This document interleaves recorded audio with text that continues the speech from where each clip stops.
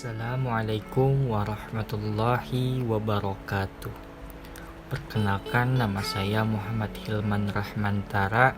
Saya berasal dari kelompok 2 yang beranggotakan yaitu saya sendiri, Muhammad Hilman Rahmantara, dengan NIM 2014140209. Di sini saya akan membacakan PPT yang berjudul Teori Hukum Kontrak Syariah (akad) mata kuliah Fikih Muamalah Kontemporer.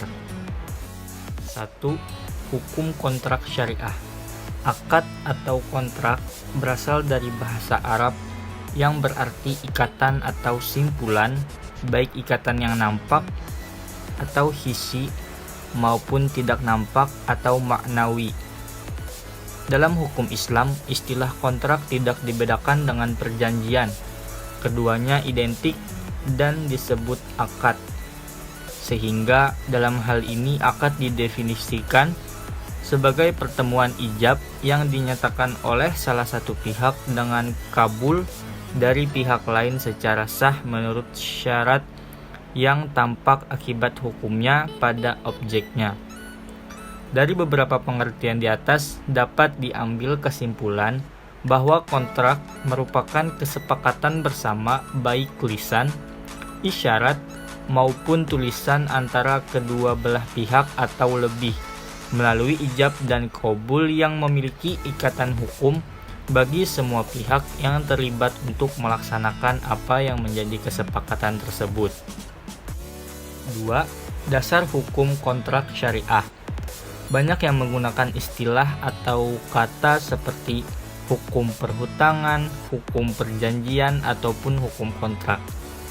Masing-masing istilah tersebut mempunyai artikulasi yang berbeda satu dengan yang lainnya.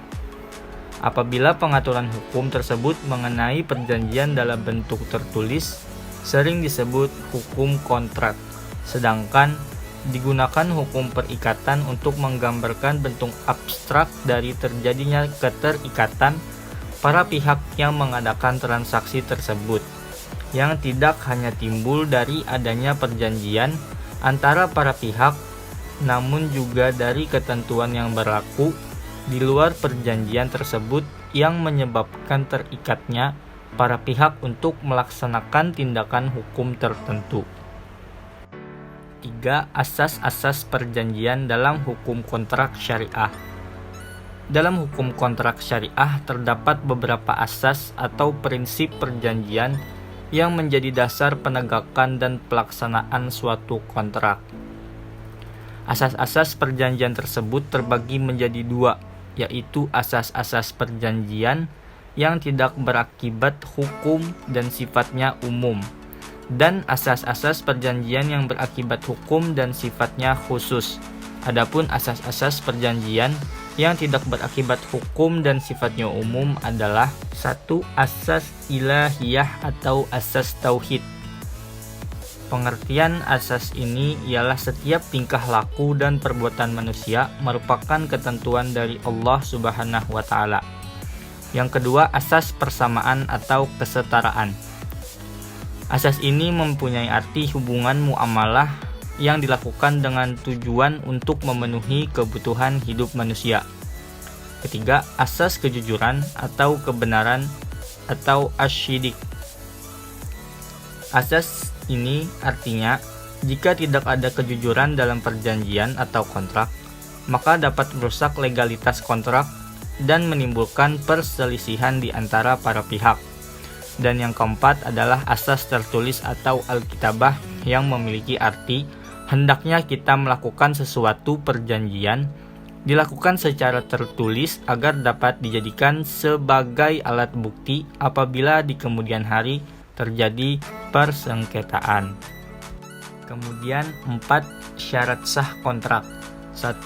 Kesepakatan para pihak. 2. Kecakapan para pihak. 3. Objek tertentu. Dan yang keempat, sebab yang halal.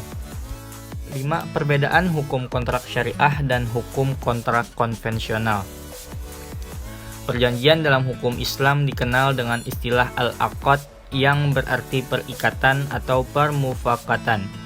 Dengan demikian, setelah adanya perjanjian yang menimbulkan perikatan, maka timbullah yang dinamakan kontrak atau disebut perjanjian tertulis sebagai media atau bukti kedua belah pihak. 6. Macam-macam kontrak atau perjanjian syariah dan kontrak atau perjanjian konvensional.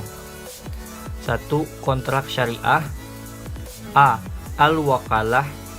B. As-sulu. C. Perjanjian jual beli. D. Perjanjian sewa menyewa atau al-ijarah. Kontrak konvensional. A. Perjanjian atas beban. B. Perjanjian konsensual. C. Perjanjian liberatior. D. Perjanjian publik. Baik, di sini dapat kita simpulkan bahwa dalam pembuatan kontrak syariah sangat-sangat diperlukan pemahaman akan ketentuan-ketentuan hukum terkait dengan syarat dan hukum akad, syarat sah suatu perjanjian dan prinsip-prinsip atau asas yang harus diterapkan dalam penyusunan kontrak. Hal tersebut ditujukan untuk menghindari sengketa atau perselisihan yang sulit untuk diselesaikan di kemudian hari. Sekian penjelasan dari saya. Mohon maaf bila ada salah kata yang disengaja maupun tidak disengaja. Syukron bihtimamikum. Assalamualaikum warahmatullahi wabarakatuh.